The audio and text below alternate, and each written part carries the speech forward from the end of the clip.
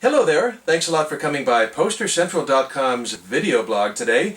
I'm Pete Howard, and look at this big tall beauty. Wow, hot pink and yellow, and what day-glow colors on this gorgeous concert poster. 1963. I'll call it for now a Sam Cooke concert poster because he's the headliner, but boy, it just has so much more to it. Globe Posters, printing company out of Baltimore, Maryland, created this tour blank, and this particular one, as I'll show you a little closer, hails from Knoxville, Tennessee. As you probably know by now, all that blue printing is put in at the top for each individual stop on the tour, so this actually appeared in many other cities, and I'll show you examples toward the end of this video. So underneath that venue, that plain white venue information, all the color, permanent part of this poster starts.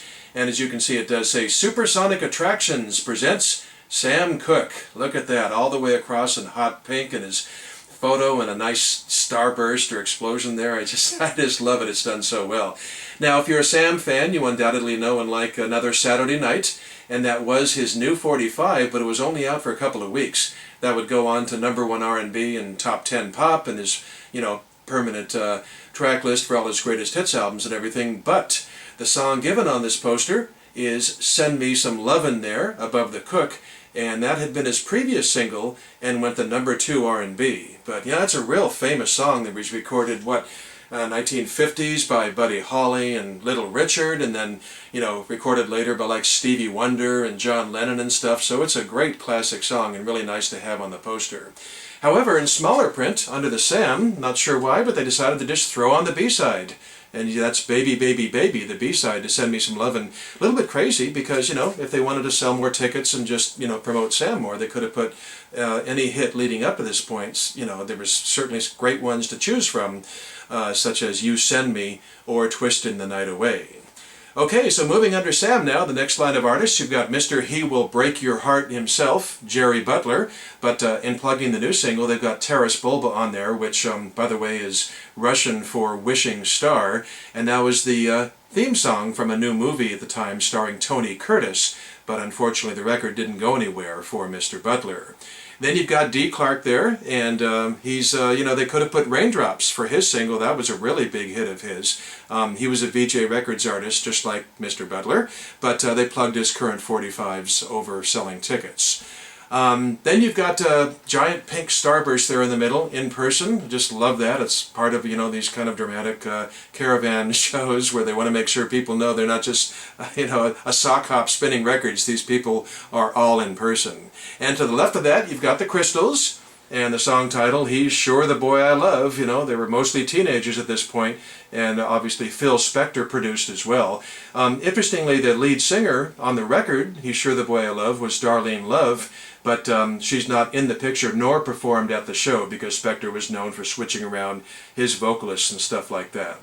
And on the other side, you've got the Drifters there. Get my fingers out of the way, and boy, what a great song given on this poster, Up on the Roof. Man, that's really an evergreen. And it just happened to be their latest record, though, and went top 5. So here it is on the poster. That's really nice.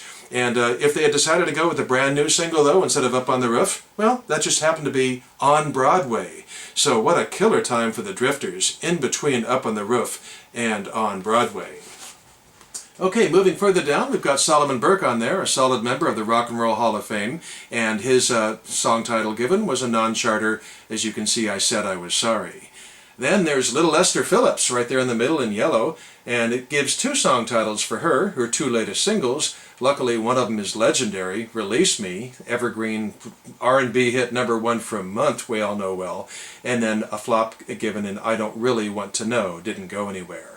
Then you've got Dionne Warwick on there, and I sort of like, use old baseball card jargon with this. This is like Dionne's rookie poster, you could almost say, because it does say Don't Make Me Over on there, and that was her very first hit. And it was more stronger R&B than pop. It went top 5 R&B, but I mean, we all know it well.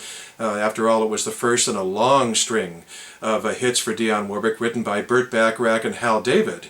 Interestingly, Dionne's only 22 years old here, so that's a pretty early photo of her, and since it's her first hit, as I said, I sort of call it her rookie poster here, back in 1963. Okay, deep in the lower left, we've got Johnny Thunder.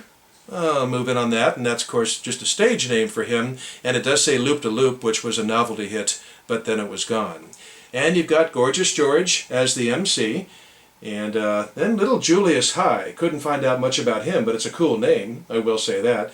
And at the very bottom, in that Dayglow orange, wow, the Upsetters Band, which of course was known as Little Richard's backing group for many years. So, boy, boy, that's a lot of information on there. A lot of people, a lot of hits, a lot of great music. So, just a lovely, lovely poster. And there's more than just Knoxville, as I said. This was a tour, of course, and a tour blank. So there you have it from, Wednesday the 17th of April from Knoxville. Let me show you real quickly, almost a month later, from May 13th. Here you can see it's from Chattanooga, Tennessee. It's not a great picture, I'm sorry about that, but at least it shows you how these tour blank things were changed around. And if you think this isn't the greatest picture, wait till you see May 17th, 4 days later, it's in black and white. But it's the exact same poster. So these things were usually used for several weeks, if not months. And so there's 3 examples for you right there from different cities. I just love to find pictures of different examples of these beautiful tour blanks like this. So Sam Cooke, just a wonderful, wonderful R&B artist that we all love so much to this day, highly respected, one of the greats ever, headlining quite a heavy poster of talent and a lot of hit music. So, hope you enjoyed seeing this baby. Thanks a lot for dropping by, and we'll see you again soon for something else. I look forward to it. Okay, bye-bye. Whoa, tilting over.